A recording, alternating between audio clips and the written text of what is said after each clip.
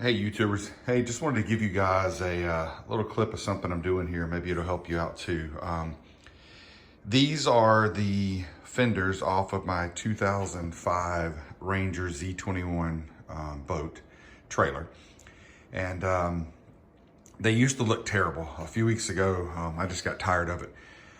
My boat, my boat's in great shape. I mean, the color on the boat is awesome, as you can tell. The boat's in great shape. Seats, everything, it's in good shape. But unfortunately, the trailer, before I got it, had sat outside quite a while. And you've seen videos on my channel of me doing restoration on those fenders. And over time, there just wasn't any clear coat left. So to make a long story short, I reached out to Ranger, ordered the 3 colors of flake that go into this. And some clear, a quart of each, took it to a body shop that deals in gel coat and had them repaint it. So just to let you know, that can be done. They did a good job. Fenders look awesome. I still have to put the rubber pads on and redo the lights. But I thought I would give you guys a little bit of an insight so you can see a little bit of how this goes, because there was nothing really out there. I sort of did a hunt and peck method. So, the lights are all on pigtails. So you can disconnect all the lights pretty easy. I've got to rewire those because I'm replacing them with LEDs. Sorry, my boat is a mess right now. That's actually the front, where the front light goes on the boat. That thing's been getting on my nerves, and so I got a new one of those too. But the old lights are laid out here and some different stickers that I was looking at until I found the right ones. But I went back with new lights from Ranger. And they wire in a little differently, a little different plug. So, I got to rewire everything, but I'm going to get to working on that here today. But what I really wanted to show you guys was how these things mount to the boat. What you'll see is that, here is the wheels. In between the wheels of the dual axle trailer, there is one mounting point there. You have a bolt and a nut and a washer that goes through there. That stabilizes it. As you can see, it fits down into here. And then notice there's some rivets here too that There's some rivets here that I'll discuss in just a moment too. But then up here at the front, just past the wheel, and then back at the back, just past the wheel, you're gonna find that there are these 2 little points. See these holes here and here.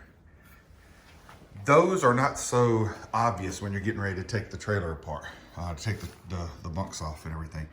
When you go to take the fenders off, these are sitting under those rubber pads that you use to step on and off of the boat. So they sit down through the top like that, and then they have a washer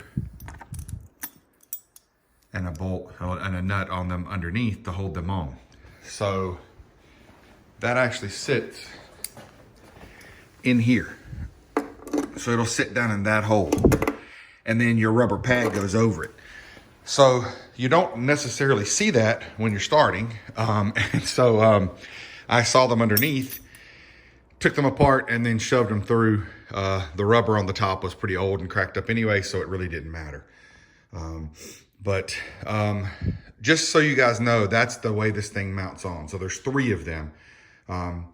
That are on there. So one in the center that actually goes to the frame, and then one in the front and the rear that are a little different. I apologize, I've got a cold, so I'm sniffling and my nose is all stopped up on me.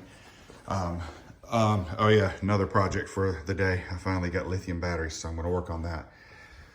But as you see, the front, this is the little front step. So it goes up here, the very front.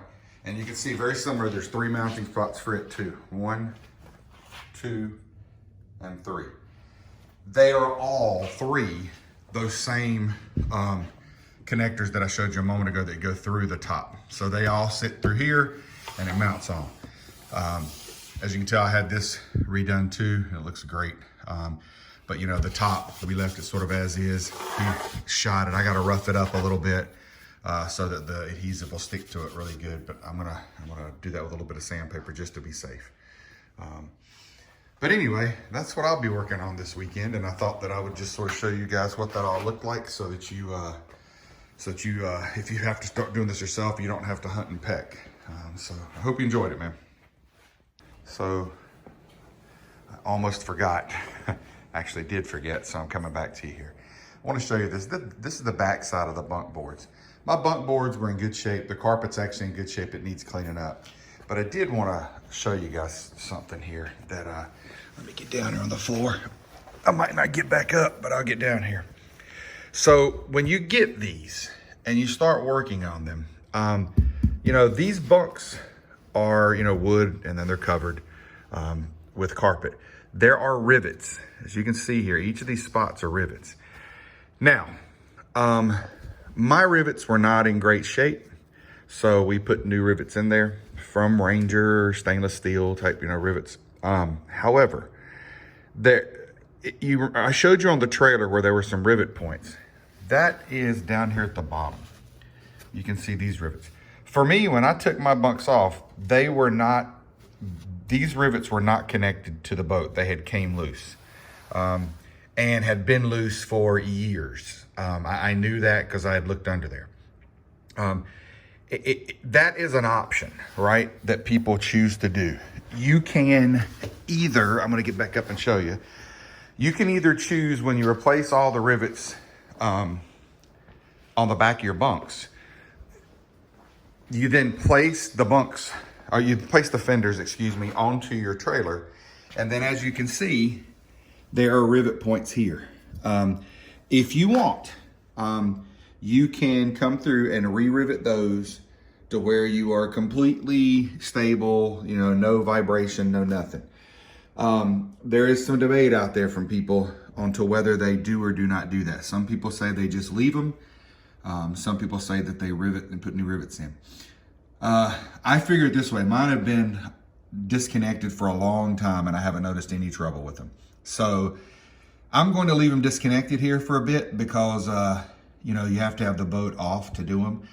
But I'm sure that just knowing me, one day down the road here, especially while it's cold and the ramps are pretty empty, I'll probably go drop my boat in the water, pull up in the parking lot, take a drill and a rivet gun, and pop new rivets in there. But I don't know, because if you ever go to take it back off, you've got to do that in reverse.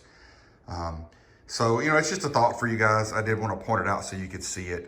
You know, you can make your own decision on that based on what you read and what you want to do. I'm still up in the air on mine. Talk to you later, man.